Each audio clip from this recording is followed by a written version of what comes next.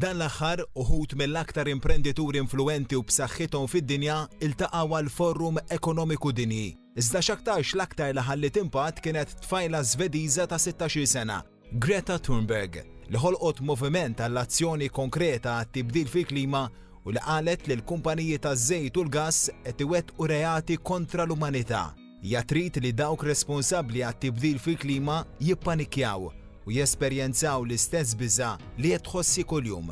Adults keep saying we owe it to the young people to give them hope. But I don't want your hope. I don't want you to be hopeful. I want you to panic. I want you to feel the fear I feel every day. And then I want you to act. I want you to act as if you would in a crisis. I want you to act as if the house was on fire. Because it is. Kull nhar ta' ġimgħa, Greta minflok l-iskola tmur tipprotesta quddiem il-Parlament tal-Iżvezja u ispirat adolescenti bħala minn madwar il-pajjiż biex jagħmlu hekk sakemm pajjiżha jilħaq miri ambizzjużi u jrażżan l-emissjonijiet li qed jaffettwaw l-atmosfera. Greta hija xhieda li anke tfal u l-adolescenti jistgħu jispiraw u jsejħu għal bidliet. F'Dotiju tal-lum se niltaqgħu ma' tfal Maltin li dal-aħħar sejħu lill-kandidati Maltin għall-elezzjoni tal-Parlament Ewropew biex jieħdu azzjoni fuq kwistjonijiet varji. Bullying, l-ambjent, l-immigrazzjoni, il-femminizmu. Suġġetti li ħafna drabi mhux biss huma diffiċli biex wieħed jifhimhom malajr, imma ikun hemm bżonn li verament poġġi bil-qiegħda u tisma' u tifhem is-suġġett. Imma fil-verità dawn huma suġġetti li t-tfal u żgħażagħ tal-lum qegħdin verament jitkellmu passjoni li ma bħala sabiex iwasslu l-idejat tagħhom u jassiguraw li l-kandidati għall-elezzjonijiet tal-Parlament Ewropew mhux biss jisimgħuhom imma jieħdu l-azzjoni effettiva li għandhom bżonn.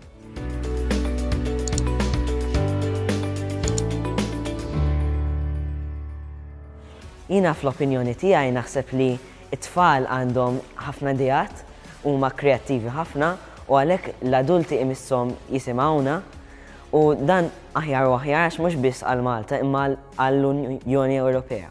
Us living in a democratic country, it's very important for the representation of all people from all walks of life, from all ages, to input their own opinions and their own identity for us to fully impact the decisions which will be taken by our leaders. L-internet huwa għodda affaxxinanti fejn tiskopri u tiddeverti, fejn titgħallem u tilab, fejn tixtri u tikkomunika.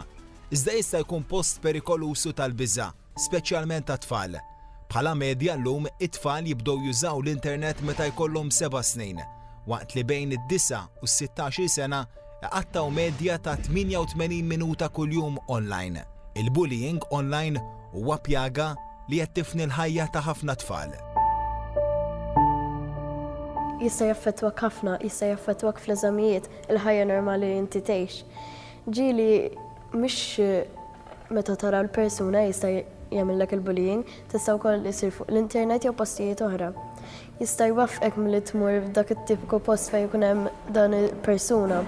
Jista' jmur ħafna postijiet u jista' jagħmellek ħafna difetti li vera jdejquk. Fid-diskussjoni organizzata mill-Fondazzjoni tal-President għall-Ġid tas-Soċjetà saret referenza wkoll għal bini sostenibbli li Sem Sultana jemmen li mhix impossibbli li tintlaħaq. Jiena naħseb li maħniex qed nagħmlu progress, qed nagħmlu regress meta nibnu bini ġodda u għalhekk imisna napprezzaw il-bini qodma u fl-istess ħin nimxu l-qoddim billi nagħmlu renovation fuqhom. Ma setax jonqos li tfal u l-adolescenti ta' bejn il-11 u 17 sena isemmu wkoll l-edukazzjoni, speċjalment dik ċivika u aktar inklusiva. We should take more modern approaches in the inclusion of all people and that it's important to create modern spins on traditional takes and realize that all people are different and that we can't adapt people to a specific traditional method of learning, but we should rather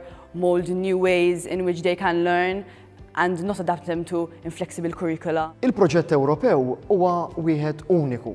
L-Unjoni Ewropea minkejja d-diffikultajiet tagħha tipprova tassigura li pereżempju li kelli niklu huwa tajjeb li s-suq u l-kummerċ isir ħieles mingħajr ebda problema fil-fruntieri u li b'mod partikolari isir smieħ assolut taċ-ċittadini x'jaħsbu fuq dak kollu.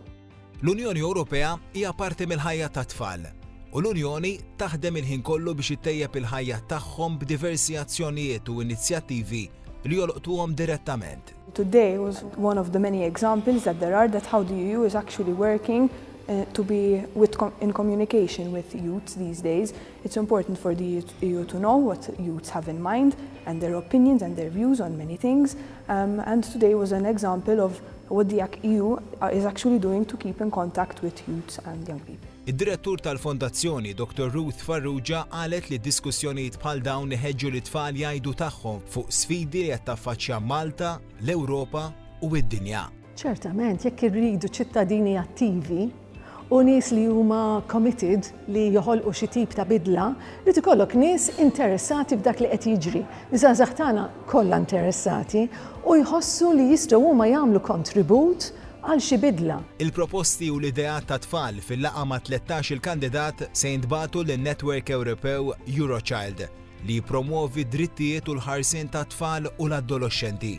Id-drittijiet ta' tfal huma parti mid-drittijiet umani, drittijiet li l-Unjoni Ewropea u l-pajjiżi tal-Unjoni jridu jirrispettaw u jħarsu il-ħin kollu.